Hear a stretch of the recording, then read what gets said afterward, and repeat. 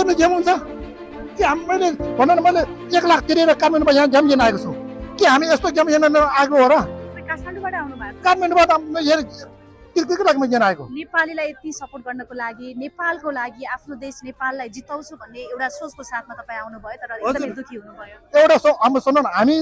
नेपालमा जाति लिङ्ग वर्ष केही विषय छैन सबैले एकजुट बनाउने गेम हो यो खेल हो अथवा फुटबल अथवा क्रिकेट तर हाम्रो फुटबलमा त्यति केही छैन हाम्रो क्रिकेटले अहिलेसम्म नेपाल हाम्रो सबै जात जाति एउटा एकजुट दिने चाहिँ क्रिकेट नै हो त्यही सोचेर चाहिँ देश र जनताको माया दिने चाहिँ क्रिकेट नै परेको छ त्यही भएर हामी मैले किनकि म व्यक्तिको लागि होइन एउटा खेलाडीहरू हौसला बढोस् किनकि विश्वमा सामुमा चाहिँ कसले क्रिकेटले चिन्न सकेको छ नि त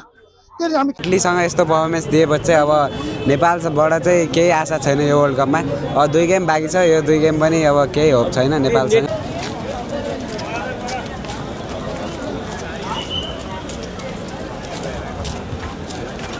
आजको म्याचको बारेमा के भन्नुहुन्छ आजको म्याचको बारेमा केही छैन के डर लाग्यो बेका एकदम खेल हो हार जित हुन्छ ठिक छ सङ्घर्ष गरे हो मेहनत चाहिँ धेरै गरेको मेहनत गर्दा पनि भएन अब के गर्नु हारेको पनि मान्दै यार मैले के इङ्ल्यान्डसँगको म्याचपछि जुन किसिमको तारिफ अरे बाप रे सामाजिक सञ्जालभरि फर्मर क्रिकेटर्सहरू इन्क्लुडिङ हामीले यतिसम्म पनि भन्यो कि हामीलाई इङ्ल्यान्ड चाहिन्छ अस्ट्रेलिया चाहिन्छ ब्ला ब्ला ब्ला ब्ला तर हिजो इटलीले हामीलाई हाम्रो औकात देखाइदियो के कसरी ब्याटिङ गर्नुपर्छ भन्ने कुरा त्यस्तो पिचमा त्यस्तो गैर जिम्मेवारी शट खेल्ने हो Kushal Bhurtel Asif Sheikh captain Rohit Kumar Paudel Dipendra Singh Airee Lokesh Bam Gulsan Jha what's going on boys what's going on के गरे त्यस्तो हरेक बलमा हामीलाई लपेट्नु पर्छ हरेक बलमा चौका र छक्का चाहिन्छ यार